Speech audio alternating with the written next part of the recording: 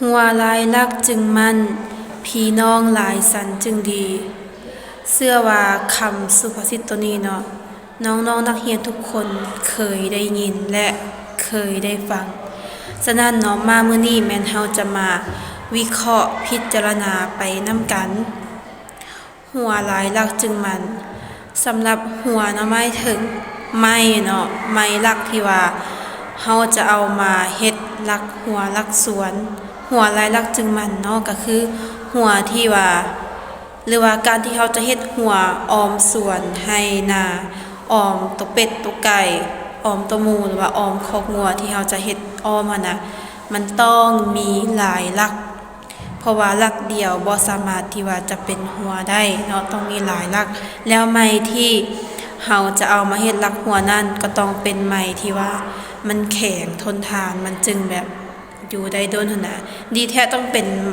ไม้ที่ว่ามันสามารถปลงได้เนาะแบบเวลาที่เฮาเอาไปปลูกแล้วมันปลงได้หั่นน่ะตัวนั้นยิ่งดีเลยเนาะมันจะเฮ็ดให้แบบเฮาบ่ต้องเปลี่ยนรักหัวตลอดเนาะหัวหลายรักจึงมันก็คือว่าแล้วมันต้องมีหลายรักเฮาเฮ็ดหัวมันจึงมันจึงแกนได้เวลาที่ว่าตัวสัตว์นำว่าจะเป็นตัวหมูตัวงัวตัวควายมาสนหัวของเฮามันจึงบ่ลงได้เนาะบัดนี้พี่น้องหลายสันจึงดีเนาะพี่น้องเนาะญาติพี่น้องหมายถึงวงคณะญาติวงตระกูลเดียวกันที่ว่า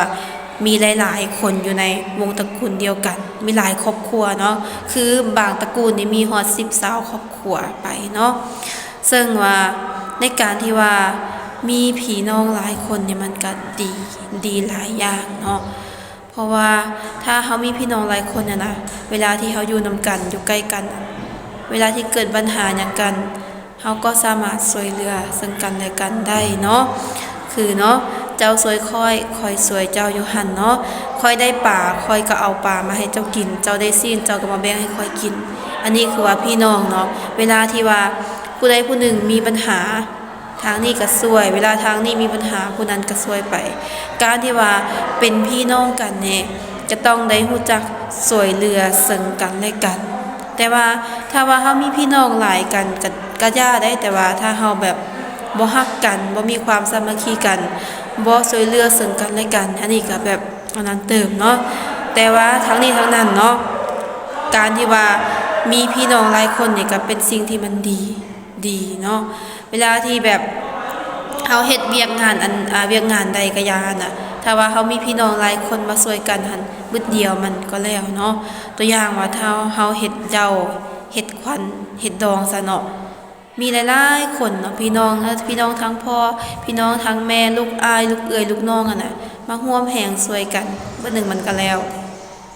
เพราะว่ามันมีหลายคนช่วยกันแต่ว่าเวลาที่เขามีเขาก็ไปช่วยเขามันเป็นการแลกเปลี่ยนกันทุกคนเนาะเป็นพี่น้องกันคือกันเด้บ่แม่นว่าแบบเห็นว่าเป็นพี่น้องกันนั้นมีแต่ให้เจ้าช่วยคอยหรือว่าคอยช่วยเจ้าบ่แม่นเนาะเฮาต้องต่างคนต่างก็ช่วยกันในเวลาที่ว่ามีปัญหาเทื่อนี้เจ้าช่วยคอยเทื่อหน้าคอยช่วยเจ้าบ่ว่าจะเป็นทางด้านแรงงานเนาะทรัพย์สินว่าจะเป็นเงินทองหรือว่าข้าวปลาอาหารก็ตามคอยได้คอยมีหลายเนาะคอยก็เอาให้เจ้าแต่ว่าถ้ามื้อใดที่ว่าคอยบ่มีแล้วเจ้ามีเจ้าก็เอาให้คอยไปแล้วอีกอย่างนึงก็คือเวลาที่เฮามีปัญหาเนาะตัวอย่างว่าวันดีขึ้นดีเนาะเฮาหรือว่าเขาก็ยักกะยาถ้าคนอื่นมารังแกหั่นน่ะเฮาเป็นพี่น้องกันเฮาก็ต้องมาช่วยเหลือกันปกป้องกันเนาะปลดปล่อยให้พ้นจากอันตรายให้พ้นจากสิ่งที่บ่ดีต่างๆเวลาที่เฮาแบบเจอปัญหาบ่ดีอ้ายน้องเขาก็มาช่วยเฮาเวลาที่อ้ายน้องเขาเกิดเรื่องที่มันบ่ดีเฮาก็ไปช่วยเขามันเป็นแบบนี้ไปหั่นน่ะการที่เฮามีพี่น้องมันก็ดีเลยแล้วเวลาที่เฮามีปัญหาบ่สบายใจหยังหั่นน่ะเฮาก็สามารถโทรปรึกษานำอ้ายน้องกันได้คือเขาว่าแหละพี่น้องเนาะจังได๋มันก็ตัดกันบ่ขาดอยู่แล้วตัดกันบ่ขาดแท้แต่เวลาที่แบบเฮามีแนวผิดใจกันน่ะเฮาก็อาจจะเว้ากระแทกกระทั่งใจกันมันก็มีนะมันเป็นเรื่องธรรมดาในการดำรงชีวิตอยู่ร่วมกันมันต้องมีการที่แบบว่าคอยเว้าบ่ถึกใจเจ้าเว้าบ่ถึกใจคอยไปแต่จังใดเนาะพี่น้องก็ตัดกันบ่ขาดเวลามีปัญหาก็ยังต้องได้ช่วยเหลือกันอยู่แล้วเนาะฉะนั้นเนาะคำสุภาษิตที่ว่าหัวหลายรักจึงมันพี่น้องหลายสันจึงดี จึงเว้าถึงความสามัคคีนั่นเองเนาะก็คือความสามัคคีนั่นแหละเฮ็ดหัวก็ยังต้องได้ใส่หลายหลักพี่น้องหลายคนช่วยกันมีหยังช่วยกันแก้ปัญหาไป แล้วในการสร้างสาธารณพัฒนาประเทศชาติคือกัน ก็ยังต้องได้อาศัยทุกคนที่ว่าอยู่ใน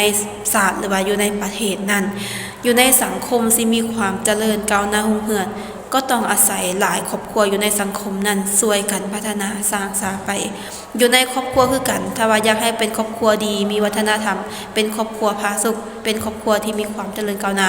ก็ต้องอาศัยทุกคนอยู่ในภายในครอบครัวว่าจะเป็นพ่อแม่ลูกอายน้องต้องได้ช่วยกันสร้างสรรค์พัฒนาไปนำกัน